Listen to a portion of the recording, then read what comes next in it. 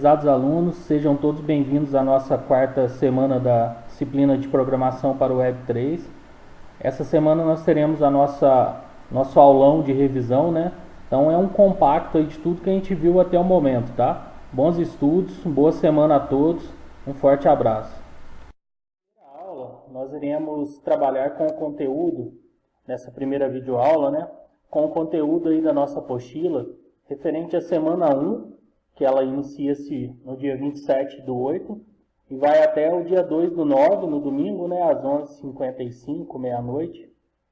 Então, vocês têm esse prazo aí para postar as atividades, para participarem assistirem a videoaula e entenderem esse conteúdo, e nós teremos aí para passar para vocês ao longo dessa primeira semana.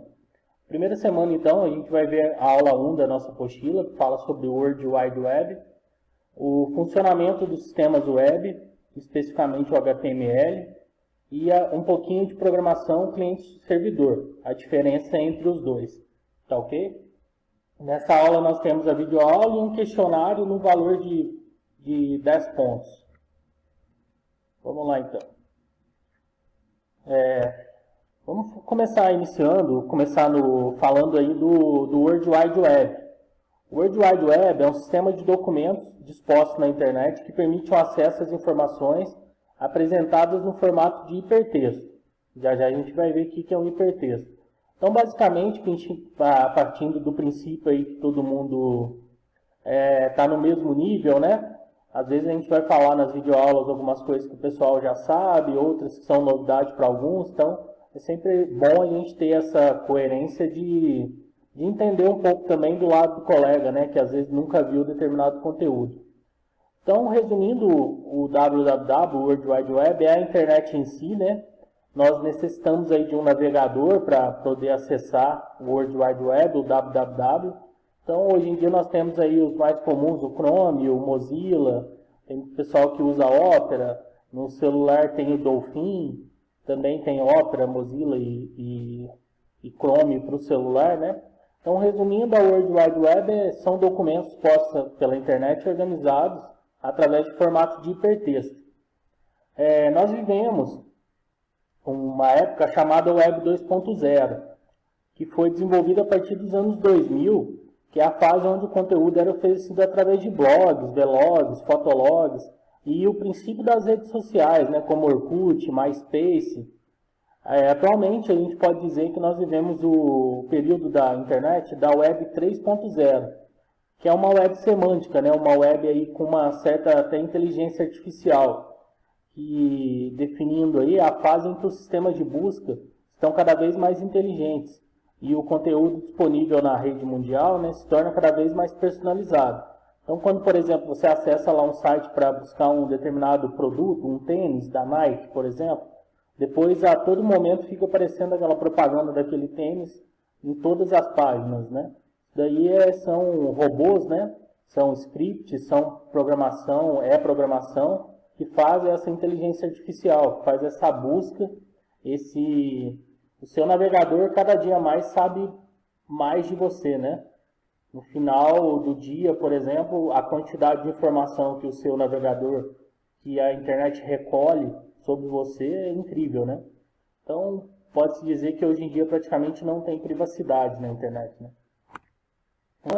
Definindo aí o que é um hipertexto, o hipertexto é uma espécie de obra coletiva, ou seja, ele apresenta textos dentro de outros formatos, uma grande quantidade de informação interativa, ou seja, são textos dentro de outros textos interligados entre si.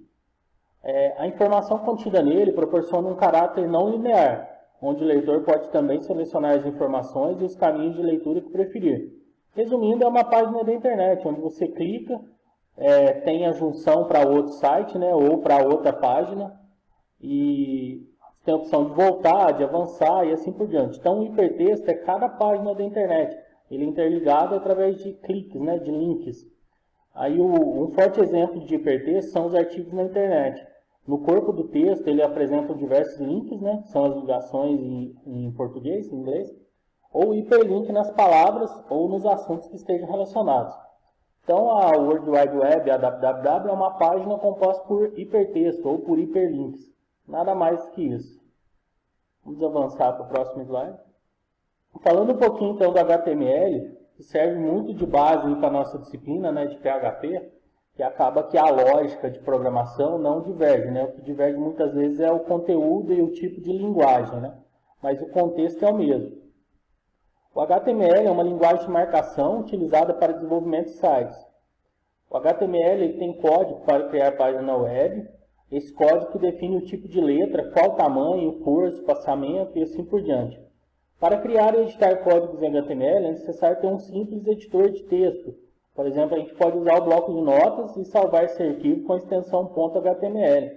Você também pode usar o Notepad++, o Sublime Text, que nós falaremos quando a gente entrar no assunto do PHP em si. Aí terá um link para a gente fazer o download aí de um editor de texto mais completo. Aqui do lado, vocês podem ver que está passando aqui uns links, né, um hipertexto, que ele são o que o HTML utiliza para fazer seu formato. Por exemplo, o U é sublinhado, a tag A, a tag sup, e assim por diante. Já já nós veremos aí uma página simples em HTML que vai servir bem de exemplo aí para vocês. Deixa eu só ver se eu consigo aqui o ponteiro, que fica mais fácil para a gente apontar. Isso, ok. Vamos avançar então para o próximo slide. Essa é a estrutura de uma página simples em HTML.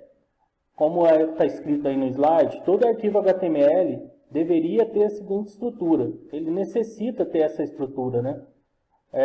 Então o primeiro link é o doctype, que é um exemplo, que é o HTML em si, né? Que fala que é um tipo de documento HTML.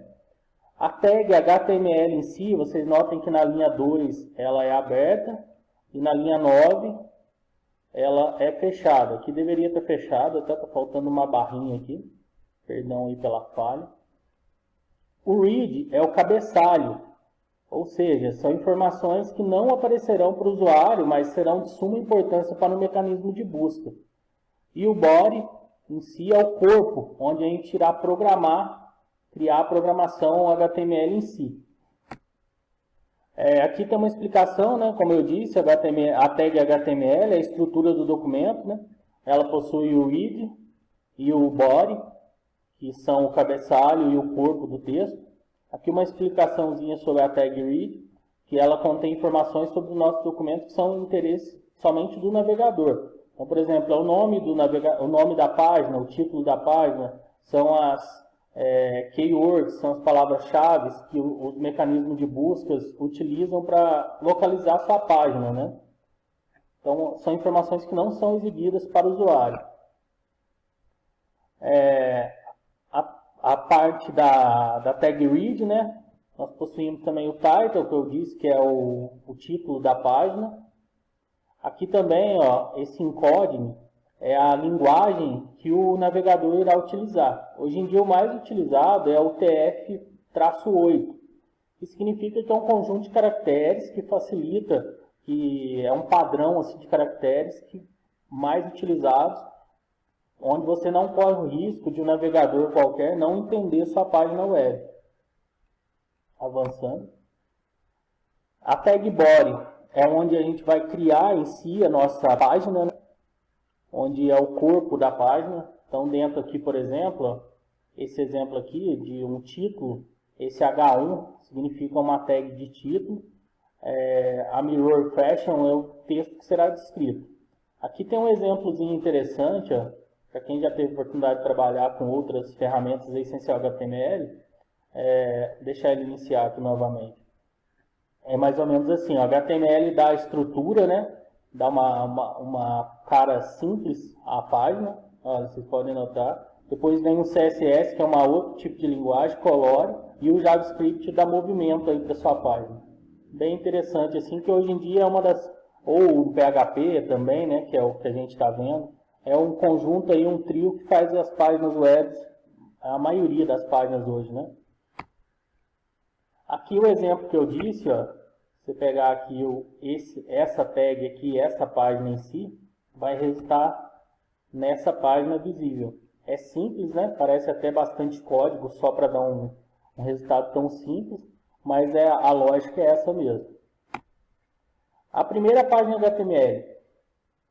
Depois eu vou disponibilizar todo esse código aqui para vocês, tá? Para quem nunca teve a oportunidade de trabalhar, vai ter essa oportunidade. Só digitar esse código aqui, salvar as imagens, que teremos uma página HTML.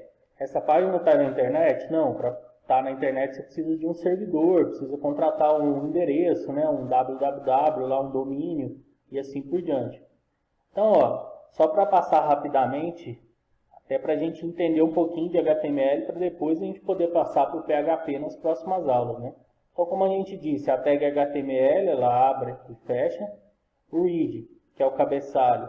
Aqui dentro nós teremos o tipo de caractere que a gente vai utilizar, nós falamos anteriormente, e o título da página, que não será exibido para o usuário final. O corpo da página, você vê que aqui o corpo é um pouco maior, né? Nós teremos a inserção de uma imagem com o nome logo.pnp, que ela significa que tem uma descrição de logo da loja que a gente criou, né? O título, que será através de um parágrafo do H1. Aqui nós temos um texto, esse strong aqui é como se fosse um negrito. Aqui mais um parágrafo. Aqui outra figura. Teremos o centro de distribuição.pnp e aqui a figura caption é como se fosse também uma descrição dessa figura. Então, se digitar isso aqui todo num bloco de notas, logo em seguida salvar com a extensão .html, vai ficar, por exemplo, assim, seu nome, você chama Carlos, carlos.html, e abrir essa página, ela terá o formato correto da página conforme você digitou. Vamos ver o resultado final dela aqui, na próxima página.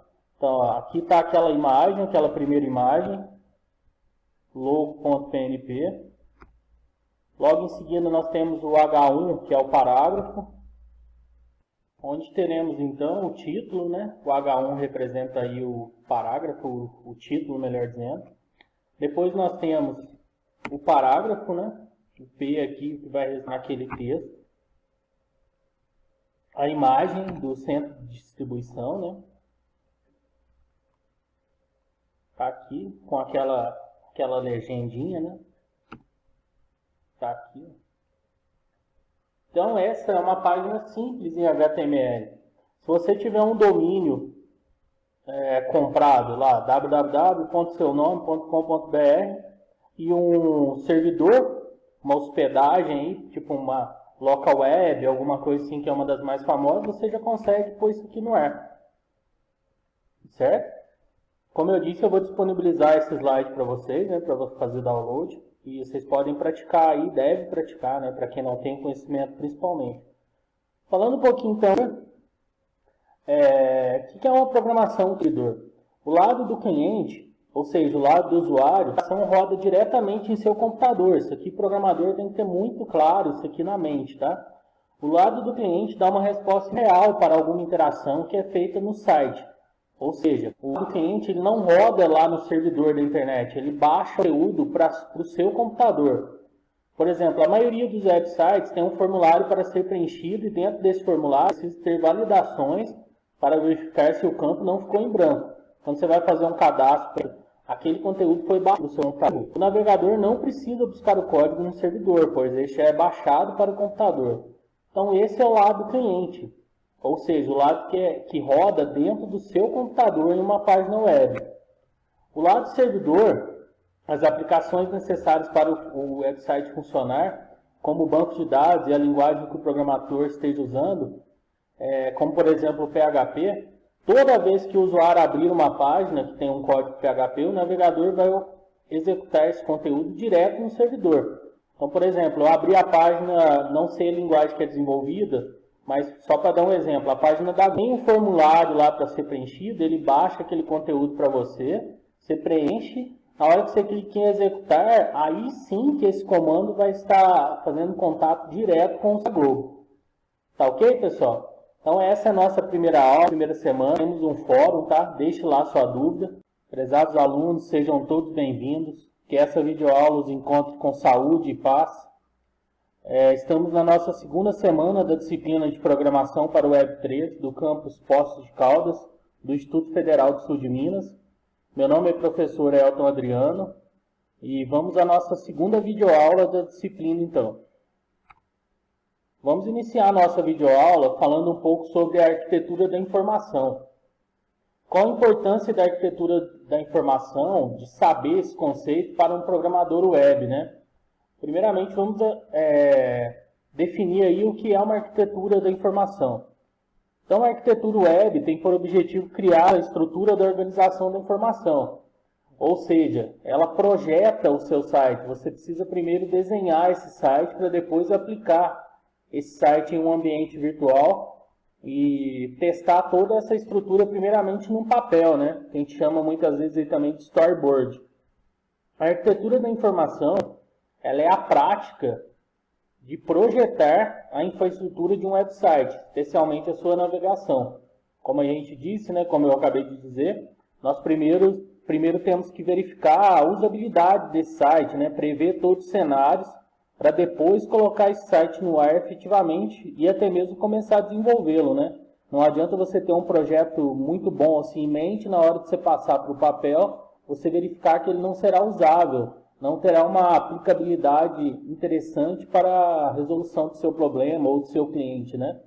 Então, para isso é necessário a gente entender as características do conteúdo que será apresentado. Como a gente fala aqui, ó, volume, formato, estrutura, governança, dinamismo, ou seja, tudo que envolve esse website que você desenvolverá.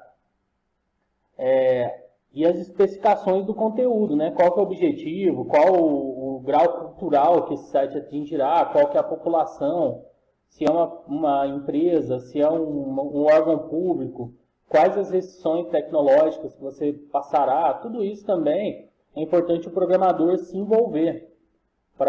Muitas vezes, quando a gente participa de um projeto, essa responsabilidade fica muito também para o pessoal analista de sistemas, para quem faz as entrevistas com o usuário especificamente, né? Mas a importância do programador se envolver nessa questão é fundamental, principalmente para depois você não falar, não colocar a culpa em alguém, né, digamos assim, que não consegue desenvolver determinada solução, sendo que você não participou daquilo, né? Você não negou aquela solução logo no início.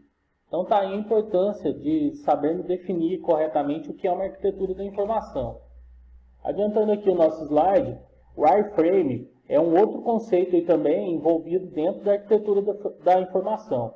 O princípio de wireframe é o mesmo, é muito semelhante ao de um projeto de arquitetura. É um desenho básico, é um esqueleto do site.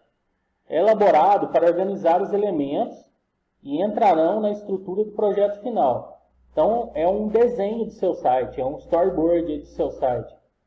Hoje em dia nós temos aí smartphone, tablets, aplicativos, pulseiras, até mesmo geladeira, né, que estão conectados à internet. Então surge o profissional hoje em dia chamado de User Experience Design, que é um usuário, aí, um programador, um designer super envolvido aí com as novas tecnologias, que consegue traçar qual caminho a gente deve seguir na hora de desenvolver um site, né? Porque hoje em dia não é mais somente para computador, né? Está longe de ser. Computador hoje, na verdade, para a maioria dos usuários, está se tornando uma ferramenta somente de trabalho, né? No momento de lazer, é um tablet, é um celular, ou até mesmo uma TV. Então, isso tudo a gente tem que prever e surge o wireframe, desculpa. Aqui nós temos um exemplo de 2011, tá? Mas serve bem para ilustrar aí. Isso aqui foram quando foram renovar um pouco a aparência do Yahoo, né? Do site aí famoso por e-mail por notícias. Então aqui do lado direito nós temos o desenho do que eles queriam. Então isso aqui houve uma reunião, sentou-se lá a equipe e definiu que o site seria dessa forma. E aqui do lado direito nós temos o site em si desenvolvido. Então isso é a arquitetura da informação, isso é um wireframe. Ou seja, projetar o seu site primeiro em papel, o seu projeto primeiro em papel. Papel, quando eu digo, pode ser uma ferramenta de desenho ou assim por diante, né? O importante é você prever quais as funcionalidades do seu site, qual a usabilidade, para que público-alvo e assim por diante. Adiantando aqui então, vamos falar um pouquinho então do conceito de aplicação web. O que é uma aplicação web? Uma aplicação web também é definida em tudo que se é processado em algum servidor. Por exemplo, quando você entra em um e-commerce, ou seja, um site de compra, a página que você acessa antes de vir até o seu navegador é processada em um computador ligado à internet, que retorna o processamento das regras de negócio nele contido. Por isso se chama aplicação e não somente um simples site web. Ou seja, você entrou lá, por exemplo, www.americanas.com.br. Aquilo lá é uma aplicação, está contida em um servidor web, que vai responder para você o resultado lá da sua pesquisa na sua tela. Ou seja, isso daí é processado em um servidor, não é processado no seu computador. Ela é uma aplicação, ela é cheia de regras de negócio, cheia de descontos, porcentagem, fretes e assim por diante. Isso tudo é uma aplicação, não somente uma página web. Qual que é a diferença? Por exemplo, você pode abrir uma página que tenha somente texto, só para você ler uma notícia. Isso não é uma aplicação. Uma aplicação quando envolve várias regras de negócio. Então, a função do servidor web é receber uma solicitação e devolver algo para o cliente. Então, isso é um servidor, é o ato de servir alguma coisa. O browser, que é um navegador, né, o Chrome, o Mozilla e assim por diante, permite ao usuário solicitar um recurso. E quando o servidor responde a uma solicitação, são encontrados recursos como página HTML, figuras, documento PDF. Então, você solicitou, vai te responder com isso o servidor, né? Geralmente, os servidores enviam instruções para o browser escritas em HTML. O HTML diz ao browser como apresentar o conteúdo ao usuário web. Então, existe todo um contexto do que é uma aplicação web, do que é um servidor web. Você entra em um site, essa aplicação é startada, te devolve uma questão, milhares de regras de negócio somente na sua tela, né? Parece um processo simples, mas quando a gente começa a enxergar com olhos de programador, com olhos de designer, começa a enxergar a arquitetura da informação, o wireframe, o que é uma aplicação, você começa a entender um pouco a complexidade e o quão bonito é esse ambiente, né? Não é simplesmente uma página colorida que aparece na sua tela e você dá um clique. É uma função muito legal, muito bacana, que quem é programador, quem almeja ser programador ou conhecer somente um pouco mais, fica encantado. Falando então um pouquinho da programação web, né, especificamente. O computador ainda não entende o que o ser humano fala. Ah, mas professor, eu dou aqui para o meu Google Chrome ou para o meu Maps, para o Waze, quero ir em tal endereço, ele já me responde. Tá, isso não é entender, né? Ele está programado para tal função. Ainda não existe na verdade, né? Mas ainda não está tão desenvolvida a questão da inteligência artificial. Então, o computador precisa de instrução. Então, graças à velocidade gigantesca que um computador possui, né, ele consegue ler zeros e uns, ou seja, ligado ou desligado. É a famosa linguagem binária ou linguagem de máquina. A organização desses números, dessa linguagem forma a linguagem do computador, né, a linguagem em si que o computador entende. Dessa forma, podemos escrever mais facilmente e pedir para uma aplicação traduzir essa linguagem. Ou seja, e aí nós teremos uma linguagem compilativa ou interpretativa.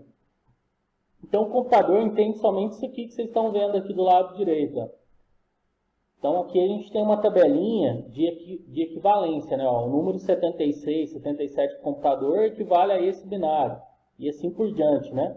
Então, essa é a linguagem binária. Para quem nunca ouviu falar, quando você programa o computador, ou quando você dá um clique lá para abrir um Word, um Excel, o computador só entende 0 e 1. É um conjunto de caracteres, a gente chama de ligado e desligado, né? 0 e 1, que faz ele retornar tudo que a gente tem na tela. Então, essa é a linguagem binária. Tudo que eu estou falando, gente, apesar de tentar estar sendo o mais aprofundado possível, obviamente a nossa carga horária não permite tanto explicar detalhadamente cada conceito do que é falado. Então, peço para que cada um pesquise, tente entender um pouco mais sobre o que é falado.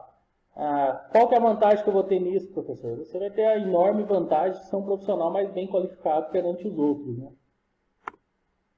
Então, seguindo aqui a programação web. O que é uma linguagem compilativa? O que é uma linguagem interpretativa? Então, na compilação, ela é feita toda de uma vez. Ou seja, todo programa é trazido para a linguagem de baixo nível, que é a linguagem que a gente entende, né, que o computador entende mais simplesmente, e pode ser executado indefinidamente sem precisar ser compilado novamente. Então, é como se um tradutor de inglês pegasse um livro e traduzisse para o português, todo aquele livro. Como, por exemplo, de linguagem de baixo nível, a gente tem os antigos Pascal e C. Certo? Para quem nunca ouviu falar também, dá uma pesquisada aí. Na linguagem interpretativa, a tradução é realizada enquanto as linhas são lidas. Toda vez que uma linha é trazida e executada, é como se um tradutor em uma palestra estivesse traduzindo todo aquele conteúdo para o público. Se o palestrante repetir todo o conteúdo de novo, ou somente uma frase, o tradutor fará essa tradução novamente. Então, se uma linha for lida 1000 vezes em um código, será interpretada e executada 1000 vezes. Como, por exemplo, de linguagem, temos aí as mais atuais, né? O nosso PHP, o Python, o JavaScript. Então, essa é a diferença. Hoje em dia, a internet é toda preparada para a linguagem interpretativa. Tá? Existe uma série de comandos. Toda vez que você executa, ela vai ler milhares de vezes aquilo, quantas vezes for necessário. Isso, graças à velocidade que nós temos hoje das máquinas, é imperceptível para nós, né? Falando então um pouquinho especificamente, né, da linguagem PHP, que é a linguagem base da nossa disciplina. PHP é uma linguagem de script executada do lado do servidor, ou seja, não é nada executado no seu computador. Tudo que você executa será executado em um servidor web, em uma aplicação web. É uma poderosa ferramenta para a criação de páginas web dinâmicas e interativas. PHP significa Hypertext Preprocessor. Ele é aberto, ou seja, o código dele é aberto, né, igual ao Linux. Quem quiser pode melhorá-lo e disponibilizá-lo gratuitamente. Por ser uma linguagem de programação que é executada do lado do servidor, ela deve ser instalada junto ao servidor de páginas web. Se você for contratar um serviço de hospedagem de website, deve verificar se no servidor está instalado PHP, a fim de garantir aí a compatibilidade, né? Então, para executar uma página em PHP, nós precisamos de um servidor. E quando você vai colocar essa página no ar, você deve verificar se aquele servidor de internet ele possui compatibilidade com a linguagem PHP. Hoje em dia a maioria já tem essa compatibilidade, né? Então vamos falar um pouquinho sobre a questão da página web, né? Você precisa de um servidor. Como que a gente vai fazer? Vai comprar um servidor aí para o nosso curso? O servidor de teste, como eu disse, né? A página, isso, se a gente vai precisar contratar um servidor? Obviamente que não, existe um servidor de teste. O que é um servidor para a gente definir? É tudo que serve, por mais óbvio que seja, né? A definição é essa mesmo. Então, por exemplo, nós temos um servidor de e-mail, que serve e-mails, temos um servidor de vídeo, como o YouTube, que serve vídeos e assim por diante. A instalação do PHP deve ser feita em um servidor web já instalado. Ou seja, para isso a gente vai instalar aí um servidor local. Então, para testarmos a nossa página em PHP, precisamos que a empresa forneça, como eu disse, não, né? Dá para a gente trabalhar aí com um servidor local e com o PHP localmente. Depois que nós faremos esse envio da página em si para uma empresa contratada, né? Para aí sim ela está disponível na internet. Então o servidor de teste é isso, é um servidor local, trabalharemos aí com o PHP localmente, né? E para depois, obviamente, a gente colocar isso daí no ar, né? Para a internet em si, para a rede mundial. Então, como servidor local, nós utilizaremos o XAMPP. A maioria das pessoas falam XAMPP, tá? Ou XAMPP, mas na verdade a pronúncia correta é XAMPP. Aí é questão de idioma mesmo, né? Todo mundo conhece como XAMPP, mas a pronúncia correta é XAMPP. Só uma curiosidade aí para vocês. Então, esse pacote de software, ele é disponível de forma gratuita, tá? Na apostila tem o link aí para ele, tanto para o XAMPP Portable, para o XAMPP Portable, quanto para o XAMPP para PC, para computador. Então, assim que vocês abrirem o link, vocês vão escolher o pacote para PHP. Na página seguinte eu vou mostrar isso daí para vocês, no slide seguinte. No pacote existe o Apache, está aí a sigla, né? Esse X aqui significa que ele serve para qualquer ambiente. Então, definindo a sigla aqui, é Apache, MySQL, PHP e o Pro, que é a linguagem aí que o criador do PHP se inspirou, né? Então, Apache, MySQL e PHP. Então, existe o Apache, que é um servidor aí de web, né? Um servidor de página web. Existe o MySQL, que é um banco de dados, também para web. E existe o PHP em si, com o PHP-MyAdmin, que vai fazer esse link com esse banco de dados. Então, ó, dentro desse exemplo, nós baixaremos aí 3 aplicativos, 3 aplicações para web. O Apache, o MySQL e o PHP em PHP-MyAdmin. A instalação é como de qualquer software, tá? Criei aqui uma GIF que representa bem isso para vocês. Então vai abrir a tela seguinte, você vai desmarcar essa tela aqui para falar que você não quer instalar os softwares adicionais e assim por diante. Basicamente é next, desmarcar essa tela e finalizar o computador. E finalizar a instalação em si, né? Logo em seguida já estará disponível aí o Zemp para utilização. Aqui temos a página, né? Vocês vão baixar, como eu disse lá na apostila, tem o link do site apachefriends.org. Não recomendo baixar de outro site, tá? Que o Apache Friends é o pioneiro aí disso, dessa disponibilização do Zemp. E assim que vocês abrirem a página, vocês vão clicar, se você utilizar o Windows, obviamente, né, nessa versão aqui, ó, vai baixar o Zemp com o PHP 7.2.9, que é o último PHP. PHP também tem versões, tá? Igual o Windows tem 8, 7, 10, Windows XP e assim por diante. O PHP também existem versões.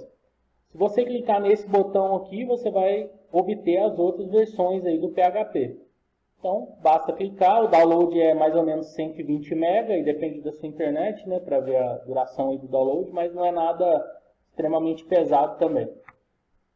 Depois que você fez o download, fez aquela instalação do slide anterior, você vai verificar se está tudo instalado corretamente aí no Zemp. Então, o que você vai fazer? Você vai abrir o seu navegador e digitar esse endereço aqui, ó, http://localhost.zemp. O que é isso daqui? Isso daqui é como se fosse a página local do seu servidor. Você digitando isso daqui, ele vai abrir uma tela para você escolher uma linguagem. Aí você pode escolher Português Brasil e o resultado será o seguinte: bem-vindo ao Zemp para o Windows. Certo? Então, baixou, instalou. Desmarcou lá a opção para não encher seu computador, para não ficar com muito software. Concluiu, você vai abrir o localhost /zemp, escolherá uma linguagem, abrindo essa página aqui na web, aí no seu navegador, né, na web local, estará configurado aí o Zemp. Certo? Depois que você fez essa instalação, abriu a página, você vai lá no seu painel de controle, vai digitar lá Zemp, né? Ou procurar o software, vai abrir essa tela para vocês. O que é essa tela? Essa tela é para você habilitar o serviço que você vai utilizar no Zemp. Então, como nós vamos trabalhar aí com o PHP, MySQL e Apache, você vai, aqui eu já tinha startado, vai estar escrito o botão Start, você vai clicar no Start, ele ficando verdinho já está funcionando. MySQL também é a mesma coisa, vai estar o botão Start, você clicando e ficando verdinho, já vai estar configurado. Certo? Não tem segredo, pessoal. Quem tiver aí alguma dúvida, pode mandar mensagem ou pode pesquisar aí na internet, pode perguntar aí pro tutor também, né? E pode mandar mensagem direta que responde aí com maior facilidade. Mas não tem erro. Se tiver alguma dúvida, você pode digitar lá também no Google instalando o Zemp e vai ser bem tranquilo, tá? Aqui mesmo falando também, mostrando imagem, está bem explicado, dá para você seguir tranquilo. Depois que o Zemp, nós necessitamos de uma IDE. O que é uma IDE? Então, o Zemp é um servidor, né, local que possui Apache, MySQL e PHP, necessário para a gente começar a criar nossas páginas PHP. Então, uma IDE é um ambiente integrado de desenvolvimento, ou seja, é como se fosse aí, por exemplo, vamos colocar assim um exemplo simples, né? Como o Word fosse uma IDE para você criar texto. Então, o IDE é um programa, né, um ambiente onde você vai criar efetivamente essa linguagem de programação em si. Então, ou seja, ele reúne vários aplicativos que são necessários e úteis, né, para o desenvolvimento. Nós utilizaremos a IDE NetBeans, que é uma IDE também gratuita, disponível aí na internet e uma das mais utilizadas para a gente trabalhar aí. Ela suporta tanto Java, quanto PHP, quanto outras linguagens. Tem uma infinidade de linguagem nela, tá? Nós trabalharemos com ela para PHP. O link também para download está na apostila e na tela seguinte aqui também. Aqui é a tela dele, né, depois de instalado. A instalação também é a mesma coisa, tá? Bem simples, bem tranquila. Se tiver alguma dúvida pode me mandar ou também pesquisar na internet, que tem bastante material. Aqui em si está o site, né? Você vai baixar aí netbeans.org/downloads. E aqui é o que eu falei, ó, ele tem suporte para muitas aplicações. Para Java EE, aí, Enterprise, né? Para HTML5 e JavaScript, PHP, C, C++ ou a versão aí com tudo. Para ficar mais leve, aqui ó, 112 MB mais ou menos, eu baixei aqui e recomendo também para vocês baixarem somente o PHP. Ele vai suportar aí HTML5 e JavaScript e PHP. O PHP aí é o mais atual, né? É o que a gente falou anteriormente, o 7.29, né? Se não me falha a memória. Enfim, você vai escolher a plataforma aí do seu computador, né? Se é processador 86 ou 64 bits. A maioria geralmente é 64, né? E assim por diante. Feita a instalação, feito o download, feita a instalação e configurado aí, ambientando a tela, nós vamos começar a criar aí o primeiro ambiente dentro do NetBeans. Ou seja, nós vamos criar aí o primeiro projeto, né? Dentro do NetBeans, toda a página ela é chamada de projeto. Para isso, nós vamos então criar uma página simples, que é o Hello World. Diz a lenda, se você não conseguir criar a primeira página em uma linguagem com facilidade, você deve desistir dessa linguagem e seguir adiante a vida. Isso aí é uma forma descontraída que os programadores têm aí de falar se você tem aptidão para tal coisa ou não, né? Mas, obviamente, com dedicação, se você não conseguir a primeira vez, dedicando, você pode conseguir até na 10ª, está tudo certo. Como eu disse, ó, no NetBeans, cada site é um novo projeto e será aberta aí a tela a seguir para você. Então, ó, a gente vai clicar no botão próximo, digitar um nome por projeto e, em seguida, definir o localhost, que é a página local onde estará a nossa URL aí, onde estará a nossa página em si. Depois, finalizar.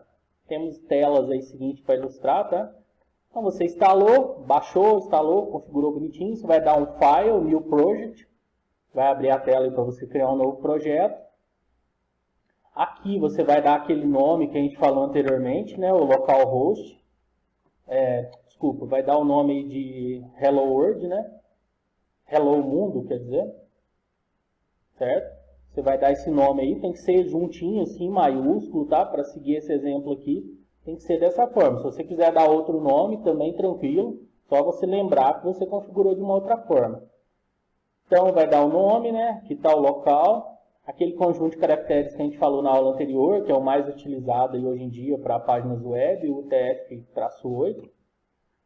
Logo em seguida, você vai definir que você quer um site local, e colocar aí a URL da sua página, o local em si da sua página. Aqui nessa tela eu tinha criado localhost, new, PHP project, mas a gente pode criar aí, por exemplo, primeira página, hello world e assim por diante. Como eu disse, você pode colocar o nome que você quiser, desde que você lembre que colocou esses nomes, para na hora de testar a página você não ficar confuso. Então, gente, ó, baixou o NetBeans, instalou, vai abrir a página, dá um New Project, você vai escolher lá, se você baixou a opção PHP, você não precisa escolher mais nada, já vai estar escrito lá para você que o site será em PHP. Vai dar um nome para ele, aqui a gente vai dar o nome de Hello Mundo, depois definir esse localhost, que é a página local, e finalizar. A tela do NetBeans, a primeira tela que abrirá será essa. É aqui que a gente vai fazer a mágica acontecer. É aqui que nós trabalharemos, criaremos aí um software. Obviamente que nessa disciplina nossa, nós teremos uma introdução, né, mas espero que todo mundo aí dedique-se e realmente seja um programador, que é uma área da tecnologia da informação que é deficitária, né? Tem muito campo aí para quem se especializa. Então aqui, ó, ele vai dar o nome aí do nosso projeto, Hello Mundo, já cria uma página index, que é a página inicial, a página principal aí do site, né? E aqui abre já a estrutura básica do PHP. HTML, read, como a gente falou na aula lá de HTML, na aula passada, conjunto de caracteres, o title, fechou aqui o cabeçalho, o corpo, e aqui em si nós criaremos a página dentro dessa estrutura aqui PHP. Os códigos que a gente vai citar aqui na página simples aqui de demonstração, nós falaremos mais na próxima aula, tá? A próxima aula é toda sobre códigos, sobre comandos dentro do PHP. Então nós vamos criar uma página simples. Você vai digitar aqui dentro desse corpo do PHP o comando echo, que é um comando aí para escrever na tela, digamos assim, né? E configurar também esse pezinho aqui que a gente viu na aula de HTML, na aula passada, alguns exemplos, né? Que é um parágrafo. Então, vai ficar essa estrutura aqui, ó, da sua página. Digite isso daí e salve esse projeto com o nome que você quiser, certo? Lembrando sempre, salve com o nome que você quiser e anote esse nome aí para na hora de testar não ter problema você não achar o local. Criada essa página e salvada essa página, nós vamos testar o ambiente NetBeans. Você vai abrir o seu navegador e digitar o seguinte endereço. Se você configurou igual a mim, vai estar o seguinte, localhost /hellomundo.php ou então https /127.0.0.1 /hellomundo. Qual que é a diferença? Aqui está o nome e aqui está o endereço IP da página local. Certo? Você deu um Enter depois de digitado isso, se tudo foi configurado corretamente, vai estar isso daqui no seu navegador, esse endereço, e estará escrito aqui a sua página Hello Mundo, Olá Mundo, né? Aqui foi o que a gente digitou dentro do texto aqui, né? Do eco para printar na tela. Certo?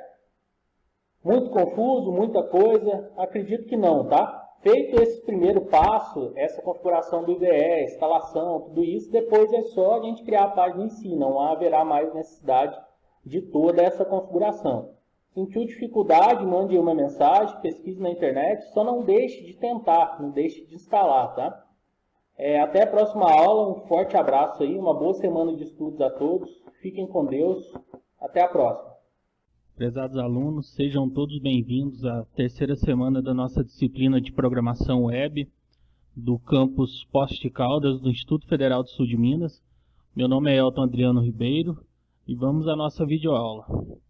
Inicialmente essa semana vamos falar aí da sintaxe ou sintaxe, né? Cada um pronuncia de uma forma básica, a sintaxe básica do PHP. Para uma página ser interpretada pelo PHP, ela deve ter extensão PHP. Por mais óbvio que isso pareça, tem muita gente que ainda confunde, né? Assim como o documento Word tem a extensão .doc, do Excel tem... Mas não é só isso. Todo o código PHP deve estar entre dois sinais, que eles vão indicar que aquele conteúdo dentro daqueles dois sinais, pertencentes à página .php, é o que deve ser executado pelo software, lá pela nossa IDE, pelo NetBeans, pelo XAMPP, igual nós aprendemos na aula passada, né? Assim, o interpretador vai saber que é um comando PHP, né? Para a gente, então, iniciar uma página PHP, ela começa com o sinal de menor, ponto de interrogação e a sigla PHP. E para finalizar, ela termina com o sinal de interrogação e o sinalzinho de maior. Então, tudo que tiver dentro desse comando significa que o compilador, o nosso IDE na PHP, quando estiver no ar, ela vai interpretar que é um comando PHP. Um outro comando básico, também faz parte aí da sintaxe básica, é o comando echo. O comando echo, ele escreve na tela, ele vai imprimir na tela, né? Tem uma diferença também, tem o comando print. O print é um complexo, a interpretação dele pelo software, pela página. O comando echo é o mais utilizado. Então ele escreve tudo que está entre as aspas duplas depois dessa instrução aqui PHP e o sinalzinho de interrogação fechando, né? Então, por exemplo, aqui ó, a gente vai escrever Oi Mundo utilizando uma página PHP. Vamos aí ver o exemplo prático.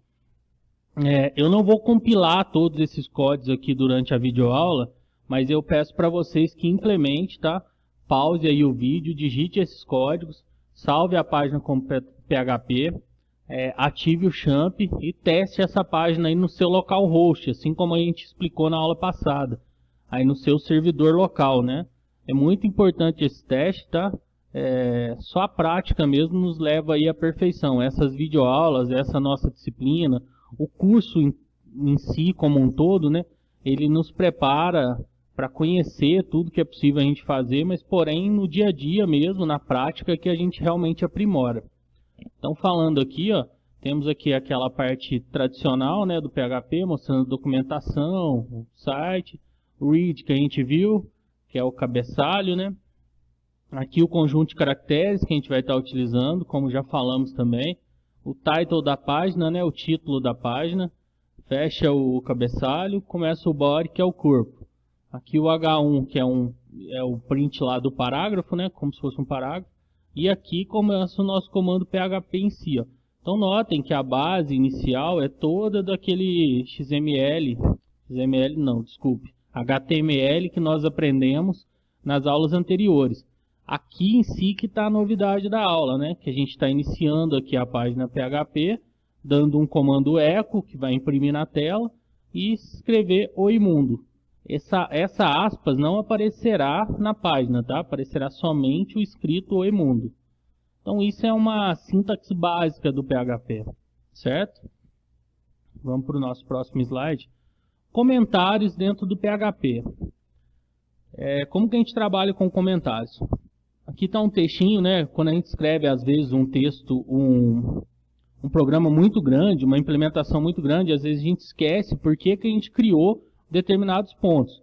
Então a gente utiliza comentário em PHP colocando barra dupla, né? Barra no final da linha, no início da linha, desculpa. Ou para um intervalo inteiro a gente coloca barra asterisco e asterisco barra no final para mostrar que acabou o comentário. Então aqui está um exemplo, ó. Iniciamos a nossa implementação PHP. Aqui nós temos um barra que é para comentar somente essa linha. Olha lá, o comentário de uma linha. Vocês vão notar lá no IDE, no NetBeans, que ele fica verdinho, então significa, ou cinza, significa que é um comentário, tá? Um cinza mais clarinho. Aqui, continuando aquele exemplo anterior, né? O echo vai imprimir o imundo na tela. E aqui a gente vai estar colocando, ó, que a gente quer todo esse bloco aqui. Se tivesse mais 10 linhas aqui, todas elas seriam comentadas. Aqui no nosso caso tem uma. Significa, eu escrevi aqui echo, esta linha é ignorada pelo interpretador, certo? Então, às vezes é interessante para você comentar uma linha, por exemplo, ou um bloco de códigos, explicando o que você fez. Aqui eu utilizei tal lógica que faz não sei o que. Lá na frente, daqui 2, 3 anos, 2 meses, às vezes depende da memória de cada um, você não lembra para que você criou aquele código, qual a lógica que você utilizou. Então esse tipo de comentário ele serve para isso, para refrescar a memória ali do programador e também manter a estrutura do código mais organizada, né? Seguindo então, falando um pouco de variáveis. O que é uma variável em PHP? O conceito é o mesmo da matemática, tá? Só adiantando. Então variáveis são como caixas na memória do computador onde armazenamos algo. Então é como se a gente tivesse várias caixas, várias variáveis, né, para armazenar algo dentro dela. Para trabalharmos com dados, primeiramente a gente precisa de uma caixa, né, de um valor para onde a gente vai armazenar isso. Então, como eu disse, o conceito é o mesmo lá da escola, que a gente utiliza Z e Y, né? Meu Z ficou meio torto aqui, mas está valendo. A gente utiliza Z e Y dentro da matemática, né? Então, aqui está um exemplo, ó, x é igual a 2, então significa que a variável x aqui tem o valor 2, e aqui tem uma expressão, né? Z é igual a x mais y. Então o conceito é o mesmo da variável também em PHP, tá? Qual que é a diferença? A gente pode dar nome para essas variáveis. Então, por exemplo, a variável sexo, a variável cor, a variável modelo, a variável idade. Isso aqui para um formulário, né, cadastro de site, por exemplo. Qual o seu nome? Então você pode colocar a variável nome. Sua idade, variável idade e assim por diante. Uma variável, ela sempre deve começar com o sinal de cifrão. Assim como lá o PHP começa com o sinal de menor, né, o cifre, igual a gente viu aqui, né, voltando aqui, menor, cifrão. Então a variável também tem uma regra para ela iniciar, ela sempre começa com o sinal de cifrão. E tem umas regrinhas básicas, o nome da variável deve começar com uma letra ou com um caractere sublinhado, aquele underline, né. O nome da variável só pode conter caracteres alfanuméricos e sublinhados. Então você pode dar o nome de A a Z, de 0 a 9 e sublinhado. 0 a 9 aqui, quando eu digo, você pode dar o nome de 300, é aí da tua memória, né? Quanto mais simples é o nome de uma variável, mais auto-instrutiva ele é, mais fácil para você programar. O nome de uma variável não deve conter espaços, uma coisa importante, senão o PHP não compila, ele não roda, né? Não funciona. E o PHP, ele é case sensitive. O que significa isso? Ele distingue maiúsculas e minúsculas. Então, variável nome, a variável nome aqui com N, com tudo maiúsculo, aqui intercalando maiúsculo e minúsculo, são variáveis diferentes para o PHP. Certo? Então, por exemplo, você iniciou lá no seu software, no seu programa, lá na sua implementação, com o nome, com a variável nome em minúsculo. Lá no meio dela, você está com o caps lock ligado, você digita em maiúsculo, ele não vai entender, tá? É diferente uma coisa de outra.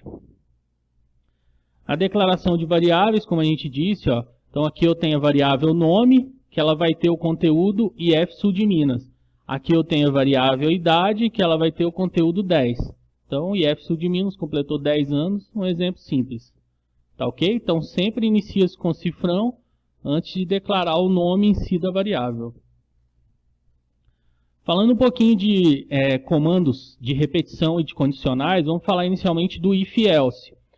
O if-else traduzindo é se e se não, basicamente. Para quem trabalha com Excel é a mesma lógica, tá? Então ele verifica se uma condição for verdadeira, senão ele faz outra coisa. Então, por exemplo, se 10 é maior do que 1, ele faz uma coisa. Se não, ele responde com outra. Aqui nós temos um exemplo também que vocês devem implementar aí no NetBeans, tá? Digite esse código, salve a página e teste. Então, inicia lá com a sintaxe, a variável x está com o valor de 10, a variável y está com o valor de 100. Então, o que ele faz? Se x for menor do que y, ele vai escrever na tela, x é menor do que y. Se y for maior do que x, ele vai escrever na tela, y é maior do que x. E também vai escrever, o valor de y é. Então, esse pontinho, variável y, pontinho de novo, ele vai atribuir o valor aqui nesse espaço. Então, ele vai preencher, caso o valor de x seja menor do que y, né? Maior, quer dizer, ele vai preencher nesse espacinho aqui, nesse tipo de ação, o número em si. Caso contrário, passar dessas duas condições, se nenhuma delas for verdadeira, ele vai escrever x é maior do que y. Então aqui é a lógica, tá, da programação, que vocês já viram aí bastante durante o curso, né? Eu peguei aqui a estrutura do curso em si, né? A ementa teve bastante lógica, bastante outros tipos de programação, né? Programação Web 2. Então essa lógica espero que já esteja bastante desenvolvida aí em vocês. Então esse é o comando if-else. Então serve para se alguma coisa for verdadeiro, escreve tal. Se não, escreve outra coisa. Essa é a lógica dele. O comando while, traduzindo também, significa enquanto. Ele repete um bloco até que uma condição seja verdadeira. Repete o bloco enquanto uma condição for verdadeira, melhor dizendo. Então, inicia-se, né? PHP, como a gente acabou de ver. Aqui a variável y ela vai começar com o valor de igual, com o valor de 1. Então, eu já atribuí aqui que i, a variável i, é igual a 1. Então, i começa com o valor de 1. Então, vai fazer o seguinte, enquanto i for menor ou igual a 5, está aqui a explicação, né, o comentário que a gente acabou de aprender, //, repete enquanto for menor que ou igual a 5. Então, ele vai escrever aqui o número é, preencher também com o espaço aqui de i, né, com a variável i. Caso contrário, depois que ele fizer toda essa lógica, ele vai pegar a variável i e vai somar o valor de 1. Por que ele faz isso? Porque senão você vai ficar repetindo, vai ficar num loop infinito aí, sempre com o valor de 1 e a condição nunca vai sair do lugar, né? caso você não coloque aí para acrescentar 1 cada vez que o loop for executado, certo? Então a primeira vez ele está com o valor de 1, ele soma mais 1, 2, ainda é menor ou igual a 5. Soma mais 1, 3, ainda é menor ou igual a 5, e assim por diante. Ele vai enquanto uma condição especificada for verdadeira. Esse é o comando while. Tem bastante exemplo na internet, tá? Podem escrever mensagem aí direta para mim também. Tem outros exemplos, tem muita coisa aí também na internet que dá para a gente pesquisar. Isso aqui é só uma leve pincelada, né? Nós também teremos aí a prova práticas, que dá para a gente implementar mais na prática aí esse software, mesmo que de forma escrita, né? Mesmo no papel, também desenvolve a lógica. Então é o que eu sempre digo, pesquisem, tá? Quem quer aprofundar realmente, busque mais materiais. A gente tem uma carga horária a ser cumprida, então não pode ser muito extenso também toda essa explicação. Então, para quem que realmente quer, procure, manda uma mensagem, tem outros materiais ou pesquise de forma própria mesmo. Na EAD também essa autonomia é muito válida, né? Então, seguindo, a gente tem o comando do while, que é o mesmo sentido, tá? Só que ele repete um bloco de código por vez. E depois ele repete novamente enquanto a condição especificada for verdadeira. Então a diferença é que ele vai executar o bloco todo. O while em si repete uma linha, ele vai executar todo o bloco aqui. Também implemente esse código aí no seu computador, tá? Para fazer o teste, mude os valores, fique à vontade. E o comando for, que é um dos mais utilizados também, quando a gente sabe com antecedência o número de repetição. Aqui o exemplo, a variável i já começa com 1. A repetição continuará a funcionar enquanto o i for menor ou igual a 5. A variável vai aumentar 1 cada vez. Então é quase a mesma coisa que a gente escreveu da variável while, só que agora utilizando da estrutura de repetição while, só que agora utilizando for. Então lá, PHP for, que é para, né? Traduzindo. A variável i está com o valor de 1. Enquanto o i for menor ou igual a 5, soma-se um algarismo a ela. Então é a mesma lógica, i mais 1, 2. E vai ver aqui o resultado final. Tá ok, pessoal? Fiquem em paz, uma semana aí de bons estudos a todos.